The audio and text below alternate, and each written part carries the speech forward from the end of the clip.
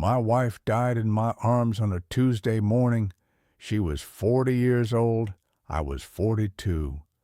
The doctors said I wouldn't survive the grief. They were wrong. I'm 92 now, and the reason I'm still here, still strong, still clear-minded, is because of what Yuki taught me in those 12 years we lived with death. My name is Takeshi Yamamoto.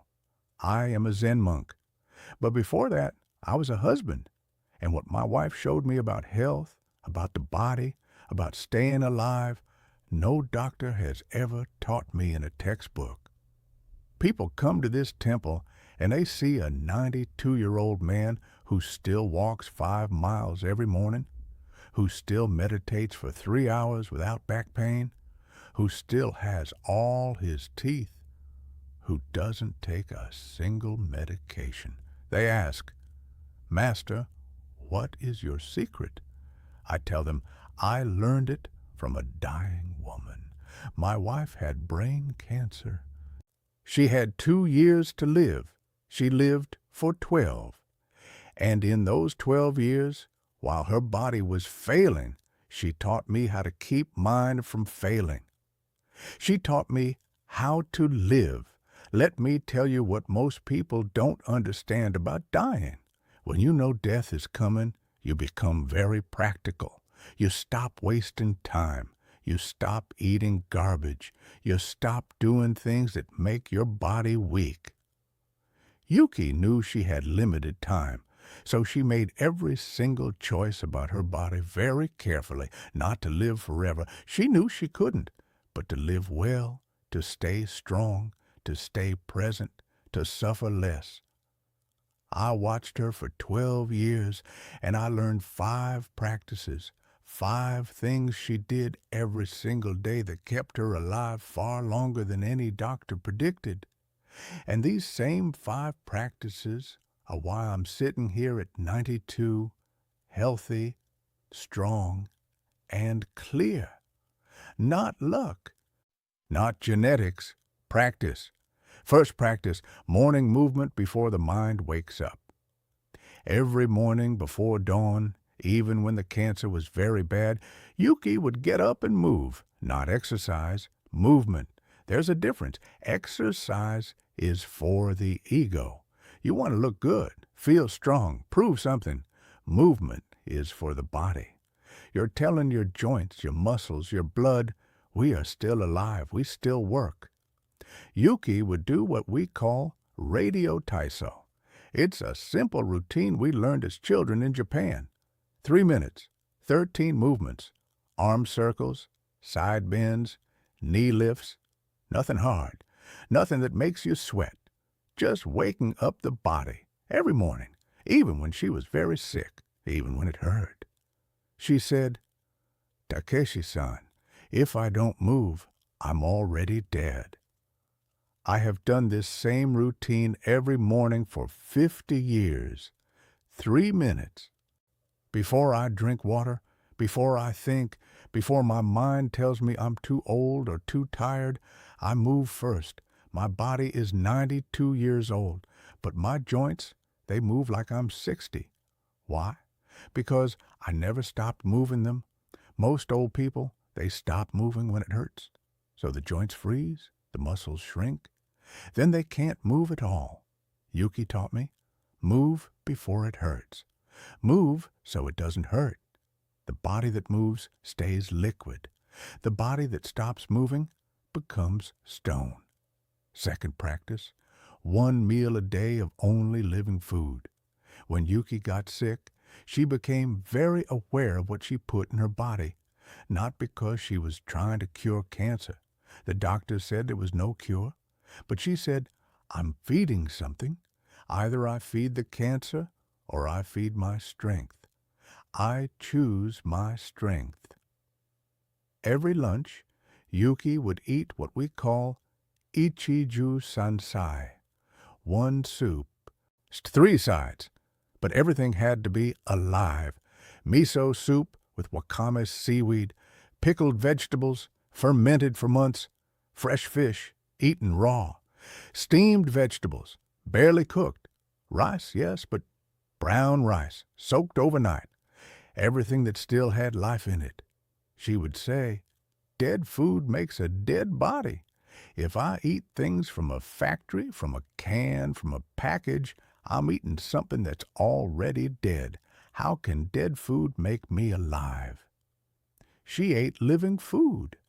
Food that was still fermenting, still growing, still containing what she called ki, life energy. I watched her. Even as the tumor grew, her skin stayed clear, her eyes stayed bright, her body stayed strong far longer than it should have. The doctors were shocked. They said, "How is she still walking? How is she still coherent?" I knew why. She was feeding her strength, not her disease. I'm 92. I eat one meal a day of living food, miso soup, pickled vegetables, raw fish, fermented foods every day. No processed food, no sugar, no factory meals. And my blood pressure? Perfect. My digestion? No problems. My energy? I walk 5 miles every morning. Most 70-year-olds can't do this. I'm 92. This is not genetics. This is what you eat. Third practice, breath control for the nervous system. In the last years, Yuki was in a lot of pain. Brain tumors cause terrible headaches. The pressure builds. It feels like your head will explode. The doctors wanted to give her morphine, strong drugs. She refused. She said, "I want to stay awake. I want to be here. I don't want to sleep through my last days." So she learned to control pain with breathing, not meditation, not visualization, simple breathing. She would breathe in for 4 counts, hold for 7 counts, breathe out for 8 counts. 4, 7, 8. Over and over. When the pain came, she would breathe. 4, 7, 8. 4, 7, 8. I asked her, "Does it stop the pain?" She said, "No, but it stops the panic. Pain is one thing. Panic makes it worse. When I control my breath, I control my nervous system. I tell my body, we are safe, we are calm. Pain is just a signal. It cannot kill me. Only fear can kill me." I watched her breathe through pain that would make a grown man scream, and she would stay calm. Breathing, 4, 7, 8. The body follows the breath. If you breathe in panic, short and fast, your body thinks you're dying. Your heart races, your muscles tense. The pain gets worse. But if you breathe slow, deep, long, your body relaxes. The nervous system calms down. I practice this breathing every day, not because I'm in pain, because I'm preventing pain. When you control your breath, you control your nervous system. When you control your nervous system, you control stress. And stress is what kills people, not age. Stress. I'm 92. My resting heart rate is 58 beats per minute. Most people my age, their heart is racing all the time, trying to keep up with their anxious mind, not me. I breathe 4, 7, 8. My nervous system is calm. My heart is calm. My body ages slowly because it's not in constant panic. Fourth practice, sunlight on bare skin. This one surprised me. Yuki was always very careful about sun in Japan. Fair skin, you know. Women avoid the sun. But when she got sick, she changed. Every morning after her movement practice, she would sit outside. 15 minutes, no shirt, just her skin and the morning sun. I asked her, "Why?" She said, "Takeshi-san, I can feel it. The sun is feeding my bones. My body knows how to take sunlight and make it into strength. The doctors give me pills, but my body doesn't recognize pills. My body recognizes sun. This is the original medicine." She was right. Later I learned the body needs sunlight to make vitamin D. And vitamin D is not just for bones, it's for the immune system, for the brain, for everything. Yuki was making her own medicine. 15 minutes of morning sun, bare skin, no glass between her and the light, just pure sunlight. I do this every morning, 15 minutes, bare chest, morning sun. People think I'm crazy, an old man with his shirt off in the garden, but I'm 92 with the bone density of a 60-year-old. No osteoporosis. No fractures. No brittle bones.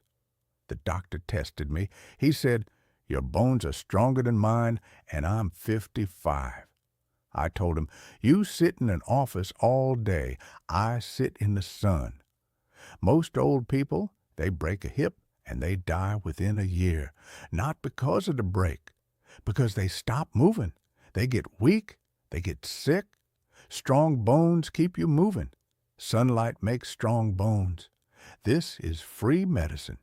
The sun doesn't charge you money.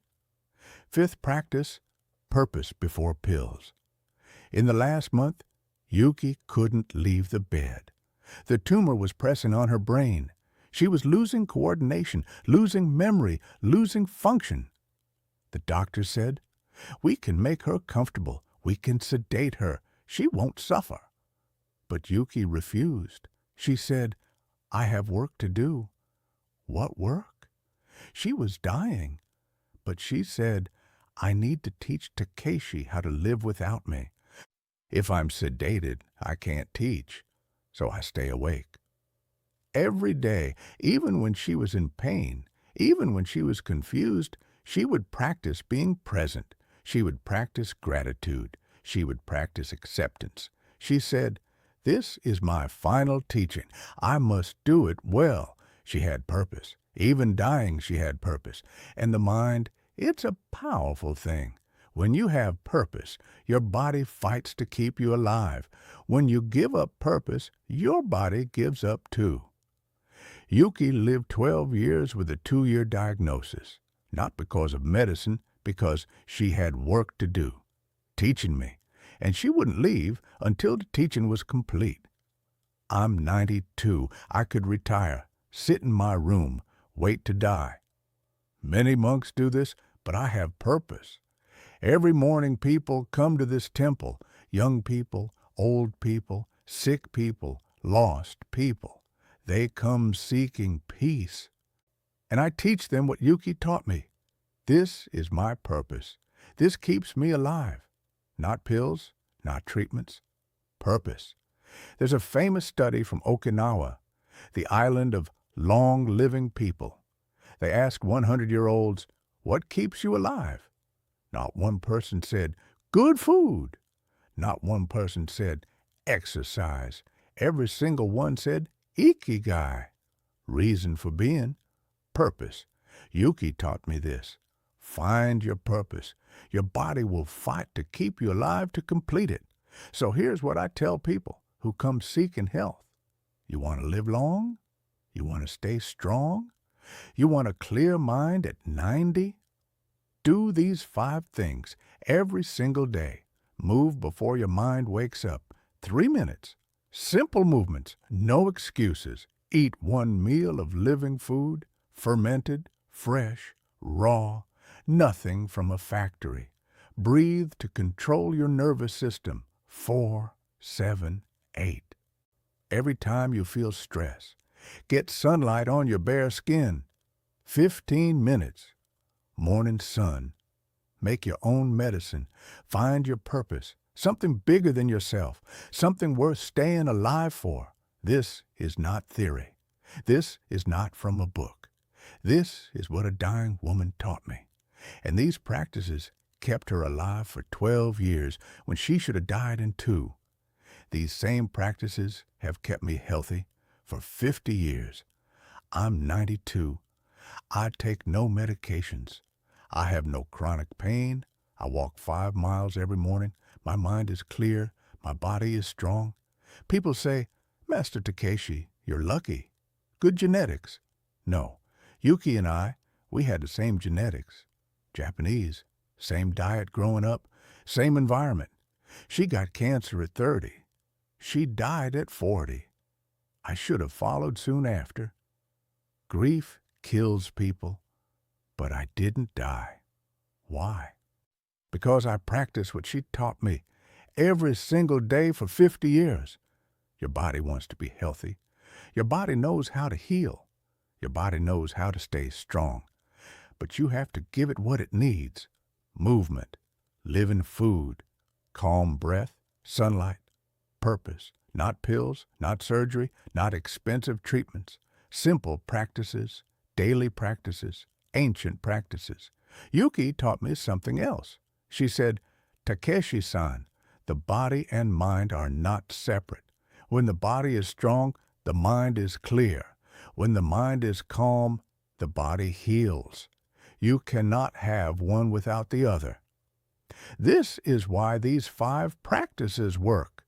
They're not just physical. They're not just mental. They treat the whole being. When you move in the morning, you're not just waking up muscles. You're telling your mind, I'm alive, I have energy, I'm ready. When you eat living food, you're not just feeding cells. You're connecting to nature, to seasons, to life itself. When you control your breath, you're not just calming your heart. You're training your mind to stay present. When you sit in the sun, you're not just making vitamin D. You're remembering you're part of nature. And when you have purpose, you're not just staying busy. You're giving your life meaning. This is health. Not just a body that works, a life that's worth living. Yuki died 50 years ago, but she's still teaching me. Every morning when I move, I think of her moving even when it hurt.